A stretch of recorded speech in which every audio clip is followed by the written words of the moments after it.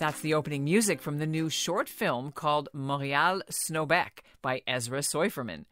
The 6-minute piece is Soiferman's ode to winters in Montreal, from the joys of sledding on Mount Royal to the way the city's public works crews clean 10,000 kilometers of streets with their fleet of snowblowers and dump trucks. And we even learn where all that snow gets taken away to. It took Soiferman 7 years to complete the film. And whenever it snowed, he would grab his cameras, bundle up, and head outside to capture what it's like for Montrealers in winter, where the city sees nearly 6 feet of snow every year. And that's about 1.75 meters of the white stuff. Now, you may be listening to this episode from a long way away from Montreal, someplace warm, maybe. Soiferman says he's not making fun of anyone who leaves winter behind for Florida or Arizona. In fact, he and his daughter even took a quick trip south themselves recently for warmer climes, as one does during these long winters. But Soiferman wanted to celebrate the particular joys and beauty of the season when Montreal is swaddled in snowbanks and the city turns into a winter wonderland. I think there's like a Swedish expression, something like, the only reason not to like winter is if you're not dressed right. You know, if you're prepared and you're wearing your hemp parka like I do, and your hemp gatkes, your long underwear, and you're dressed warm and you're ready to get out there and you do it, you're going to have a good time. I'm Ellin Bessner, and this is what Jewish Canada sounds like for Wednesday, March the 15th, 2023. Welcome to the CJN Daily, a podcast of the Canadian Jewish News, sponsored by Metropia. Ezra Soiferman's long been at the center of the art scene in Montreal. He ran the film program at the Siegel Center. He's worked on the Just for Laughs Festival, and some of his earlier films have won acclaim, especially a documentary about the owner of the city's Cosmos restaurant, a Greek greasy spoon. Even as a small child, though, Soiferman has been fascinated by the snowplows of Montreal. He always wanted to drive one. His 5.5-minute film gets to tell that story using just street sounds and music composed by Josh Dolgan, who goes by the stage name So-Called. Coming up, Ezra Soiferman will be here to tell us how his film was made and why there are so many Jewish landmarks in it, right after this message. During World War II, the Nazis began a little-known program of extermination for their own children. In Peter Klonotz's new mystery thriller, The Unwanted, 14-year-old Hannah Ziegler is being driven by her grandfather and her psychiatrist to a euthanasia center. 16-year-old Silke Hartenstein graces the cover of Nazi propaganda magazines. Avi Kreisler is a Munich police detective rounded up for Dachau. And a patrician father hopes his son David McAuliffe will be elected the first Catholic president of the United States. In The Unwanted, in the aftermath of war, revenge brings these 4 people together in ways unimaginable. The Unwanted. Do not skip to the last page. Find it at Amazon and Barnes & Noble. And joining me now from his home in snowy Montreal is Ezra Soiferman. Well, congratulations on your film, Montreal Snowbec. We could also call it Montreal Jewish Snowbec, because this is the Canadian Jewish News, and there's lots of Jewish content in the film. So, first of all, how has the reaction been to the launch? What are people saying now that they've seen it? Well, the reaction to the launch of the film about a week ago has been incredible. I'm super grateful for all the people who have written to me through all sorts of social and non-social platforms, telling me about what they think of the movie, what they think of seeing my punim, my face on the cover of the Montreal Gazette a few days ago. One of the main things that people have been saying to me is that I saw your film, I loved your film, and I sent it to my cousins in Australia. I sent it to my friend in Ireland. I sent it to... Everyone is sending this out as some type of, I guess, a symbol of Montreal, an explanation or a description of how we do things with snow here in Montreal, how we deal with the snow. And I couldn't be happier because I made this movie for people to see our city, to see a different side of our city than the festivals and the summertime and all the... Formula One and whatever, yeah. The terraces and all this stuff. I love the winter, and I wanted to share that with the world. And I made something that was short and sweet and that could be shared. And lo and behold, it's happening. It is amazing. And people are sending, I mentioned to you before we started to tape that my mother sent it to me. Another listener sent it to me. So it is kind of this Montreal mafia that's all over the world. Anyone that ever had connection to Montreal will appreciate this. But with your mother at the helm of that mafia, please thank your mother. Yes, she is my editor-in-chief. But in terms of the actual content, within a minute, we saw 3 Jewish landmarks. And then the Orange Julep, which if you're not kosher, you don't go. But that is another Jewish landmark. It's pretty Jewish, yeah. So tell me, what was the reason that those 3 were in? Because is there sort of a Jewish filter on this? Or why did you do that? And the Hasidim are in? There's a Jewish gefilter on everything I do, just to get that out of the way. Basically, food is such an important part of everybody's lives, but my life, I consider myself a filmmaker, a photographer, a foodie, and a friend. All those things I'm confident that I do very well, and I enjoy doing them. So when I make a movie about snow, you got to throw in a little shot of the CJN Daily, obviously. Why? Because it's got snow in the name, and I love it, and it's down the street. And I happened to be there during a snowstorm one day, and it was snowing in front of their beautiful marquee that they have out front. It's like, like a theater. They have the sign, and people congregate. The CJN Daily is almost like a temple to us here in Montreal. And when I was there with a beautiful snowstorm one day, I got a video shot of it. And when it came time to edit the movie, I started throwing in all these landmarks like Schwartz's, St. Viateur Bagel Bakery, the Julep, like you said, all to integrate the food of Montreal, that important aspect of our city, to integrate it into there. The fact that they're Jewish institutions or, Jewish style, exactly, is because they're so important to me. And I wanted to, get them out there further. It was not a paid advertisement. It was from the love of my heart, from the love from my stomach. And I shared it in the movie. Okay, so you threw down the gauntlet. You didn't put in Fairmount. I'm just saying. Personal preference. I love them both, but I guess you could say my top one is St. Viateur. In terms of how you got to get your camera and get access to the snow clearing equipment and like the City of Montreal's, I guess, Public Works Department, that I want to hear about that. How did you have to go about that, get permission and everything? Well, I hope I didn't have to get permission because I didn't get permission. I basically left my house. I walked out the door with my iPhone or my professional camcorder or my big photo camera and hit the streets. No, but you got right into the cab, or your camera did anyway, of one of these big trucks. How did you manage to finagle that? Connections. Basically, this is a crazy one. I left my house one day because it was snowing outside and the snow clearing was happening. It's rare. Usually they wait for the snow to stop, and then 2 days later they come and they cart away all the snow. And it takes several days to get the snow off the streets. This time, they were clearing the snow from a storm a couple of days before, but it was also snowing that evening. And there's an app in Montreal that shows you where they're clearing. So it's very handy for parking, but it's also very handy for filmmakers who are making a movie about snow clearing and want to get out there and find the trucks. So I knew that there were trucks coming up the street. I headed out with my camera. I'm standing on the corner filming these guys doing their thing, and I hear, Ez, get over here. How are you? It's my buddy, Dave Lazar, who lives a couple of blocks away. He was my counselor in the next bunk over at Pripstein's camp back in the day, and he's a real mensch. And he says, "What are you doing out here?" I said, "I'm watching and filming the snow trucks and making a movie on this." Anyhow, we start walking and talking and seeing the trucks. Next thing you know, 2 minutes later, Dave, I hear his voice, Ez, get over here. I go over, he's got this dump truck standing next to him, parked next to him. And he says, the driver, he'll take you to the dump. I'm like, what do you mean? He says, he wants you to get inside. He's going to drive you to where they dump the snow. I'm like, oh my God. So my heart's beating. It's like I'm meeting like Spielberg or something. The guy opens the door and he says, get in here. Anyhow, I proceed to ride along with him to the dump.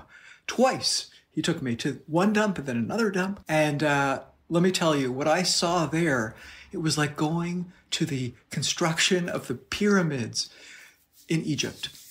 there are these massive, I won't even use the word football field. It's like an airport of snow filled, and they've got these snow blowers that are probably 4 times as strong as the snow blowers out on the streets. And they're launching snow from the dump trucks, launching it up onto these pyramid-like structures.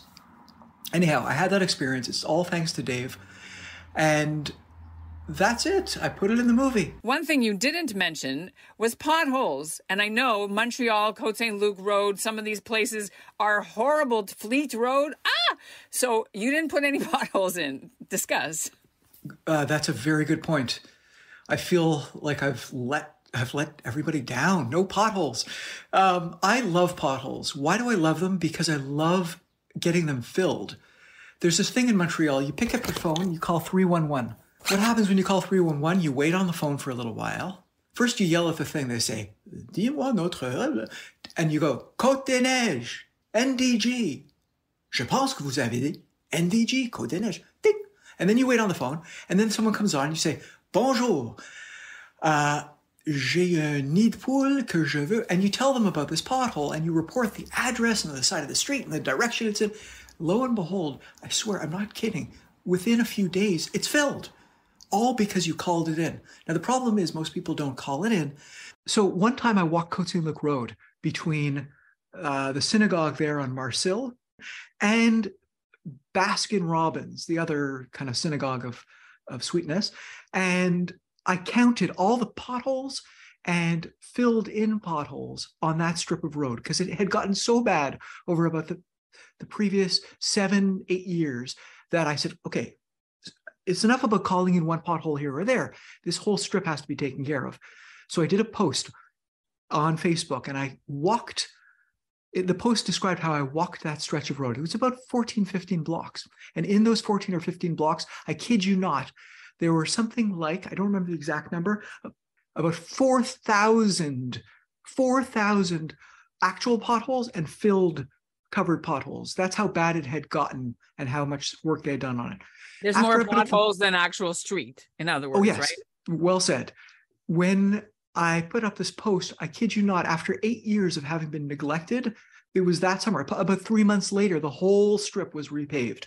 So as my grandfather, Zadie Barrel, would say, as me fragt nicht, bekommt nicht, which I think I got right in Yiddish, which means when you don't ask, you don't get.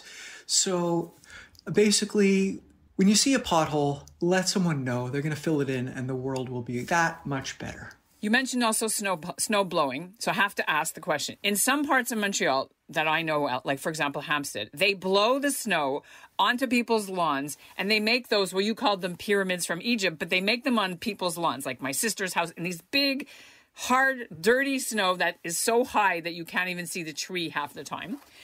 Is that only a local decision, or did they do that in Montreal everywhere? Because I saw in your video, in your film, that sometimes they take it away, too.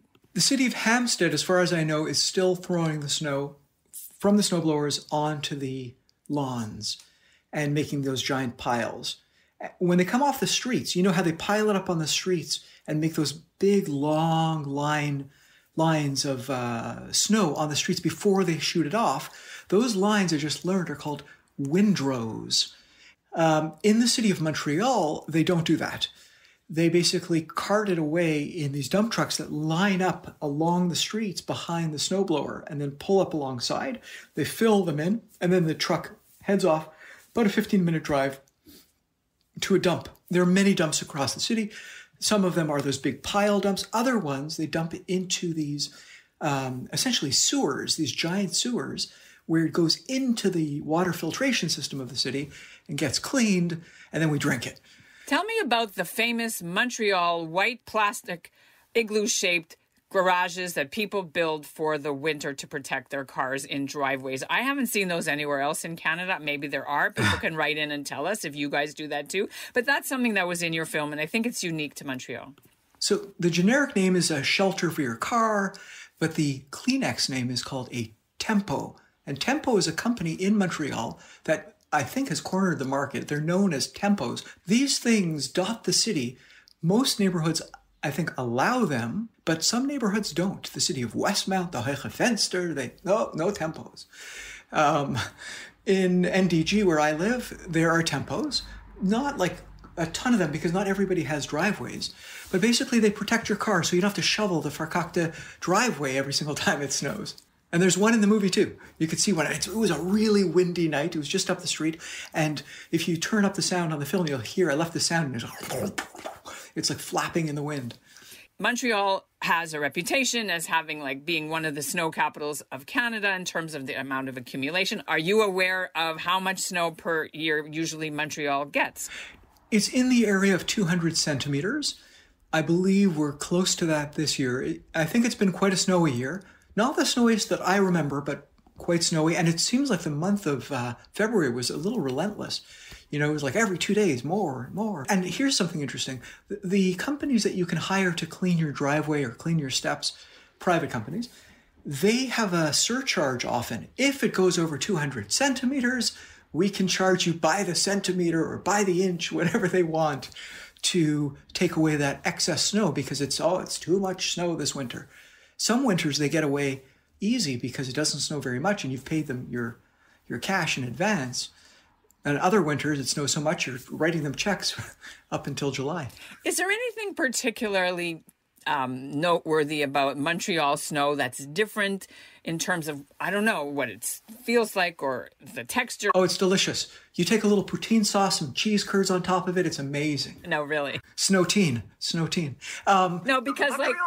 I want to just go with this. Because people in Winnipeg or people where they get tons more snow would probably go, these people in Montreal are making too much of it. Or not. So I want to defend why this film was necessary, right? Anything that takes us Montrealers away from our beautiful springs and summers and our terrasse and our festivals and the beauty of the city and walking around in it, anything that gets in the way of that, it's trouble. We need to make something of it. So maybe that's why we take our snow so seriously, because we actually do. And, some people say, I hate the winter. I'm inside all the time. It's so this, it's that. You're going to get that in every city. Other people get out there. And I like to roll around in it, to play with it, to go for long walks. I like to make movies about it, take pictures of it. I'm a bit of a skier, not too much of a skier, but I love skiing, love skating, outdoors, indoors. So I try to make the most of it. All right. Two more things. First of all, people who grew up in Montreal, as I did, and many of our listeners may have, when you move to another place and they freak out about this much snow, I'm showing my little teeny centimeter and they close the schools. We always think that they're all snowflakes because really that's nothing. You should have grown up in Montreal. We knew what snow was, right? It's all that whole thing about I used to walk to school uphill barefoot, both ways. Do you feel that way too? Yeah. Like Toronto's mayor, right? The mayor called in the army in a big snowstorm, remember? And he got pilloried. Sure. I like the way you use the word, you call them, those people who were snowflakes for not being able to deal with the snow. Very nice use of invoking of that word. Timely. And look, we all deal with the snow differently. It's an emotion, an emotional connection we have. It's a feeling we have when it starts to snow. Some people freak out. If it snows in Los Angeles, everything stops. If it snows in Toronto, sometimes everything stops. Even in Montreal, we get sometimes a little, how many snowmageddons can we have every season? It's like, this is the big one. We haven't seen this since 76. It happens. People freak out. Why? Because it's something that unifies, that unites, that we can all have to deal with together. It's nature speaking to us. And when nature talks, we better listen. We're learning that now. The snowstorms are part of that. There's no doubt that everything is affected by what's going on in the world now. And my film, Montreal Snowbec, really is a reflection of what's going on in my mind, my heart, my camera right now, vis-a-vis this winter. And, we're going into a tricky time in this world. And the movie provides, as people have said, it brightened my day, it made me proud of my city. It does that, but it also makes us think about nature. And I hope that it makes people appreciate nature and fear nature and learn how we have to deal with nature, whether it's with a shovel or with climate change on a global scale. we got to pay attention and pitch in. Look, Ottawa, just up the road from Montreal, didn't open the canal this year for skating. That's the first time it's ever happened. So things are obviously not in whack. There is one way, which we haven't mentioned and your movie doesn't mention, about how Montrealers deal with snow. And that is that they get on a plane and they go to Florida. And they spend the winter as snowbirds, avoiding it and being thankful that they're on Delray Beach going, ha ha, I missed the snow. Discuss. One of the most popular comments I got as feedback on this movie was, your movie was fantastic. I'm happy I'm in Florida watching it from here. A lot of people said that. I'm in Florida, I'm in California, I'm here, I'm there. Look, I was guilty too. I have a daughter who has a friend who's in California who she hasn't seen in a long time. And I took her out to California for the midwinter break. We spent a few days out there.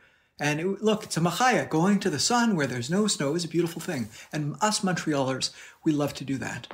However, we come back to the winter and the snowbirds come back. Sometimes they miss a year. It's a pandemic and they have to live through it and see what it's like. Everybody has their way of dealing with the winter, whether you run, whether you stay, whether you run for half the year or not. What can we do? We have to make the best of all of it. And, you know, people who live in Montreal and then they say, well, let's move to Florida forever. I would miss the snow. I would miss it. I would never be able to handle hot for 12 months. I just wouldn't. It would be weird. So I hear you. You told another interviewer that you wanted to be a snowplow driver when you were a little boy. And then you got to be one. This is not a Jewish thing that Jewish parents want their kids to be snowblower drivers. Like lawyers, filmmakers, maybe, but definitely not a snowplow driver. But you got to live your dream a little bit. So that's kind of cool closure, no? I wouldn't say it's closure because it hasn't happened yet. I have not yet driven those sidewalk plows, not the snowblower. That's not for me. Oh, what kind of self-respecting Jew? No, I want to drive a mini tank, the little sidewalk plows that clear the sidewalks. I called them, when I was a little kid, I dubbed them mini tanks. Get over here, the mini tanks. And I would run to the front window and I would press my face up against the frosty glass and I would stare out at these armadas of trucks that would pass in front of the house. And I said, when I grow up, I want to drive one of those mini tanks. So no, it hasn't happened. I ended up making a movie about it instead. But I have a feeling that somehow, some way, I actually just wrote a letter to the company who makes those things. And I said, hey, watch my movie. You guys are in it. Enjoy. Who knows? Maybe they'll say, come out here and try one out. Wouldn't that be fun? So as I said, when I grow up, I would love to drive one of those. And maybe one day I'll have the opportunity to drive one of those things down the street in Montreal. And maybe make a little sequel. That's what I was going to say, Snowbec 2. Ezra, it's been great having you on the CJN Daily. A delight to talk to you. Congratulations on your new film. We'll put the link in our show notes for everybody that wants to watch them. Thank you for sharing my movie, both you, Ellin, and people who are watching. It's been a pleasure, Ellin, being on the show. And I wish everyone a great rest of the winter and then a wonderful spring and summer. I'll see you there. With Environment Canada reporting that Montreal lost half its snowpack in recent years due to climate change, the winters that Soiferman documented and loved so much may never be the same. And that's what Jewish Canada sounds like for this episode of the CJN Daily, sponsored by Metropia, integrity, community, quality, and customer care. Today's listener shout-outs go to several milestone birthdays in our community. Mazel tov to Winnipegger Oscar Antel, who just turned 100. And in Montreal, happy birthday to Ruth Block. She's 105. Both were very involved in Yiddish culture in their respective cities.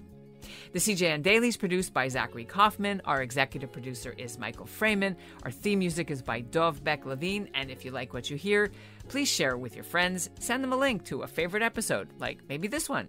If you want to support the CJN's journalism and get a tax receipt, please consider donating $8 a month to the CJN. That's $100 a year. And you'll receive our glossy magazine as a thank you for your donation.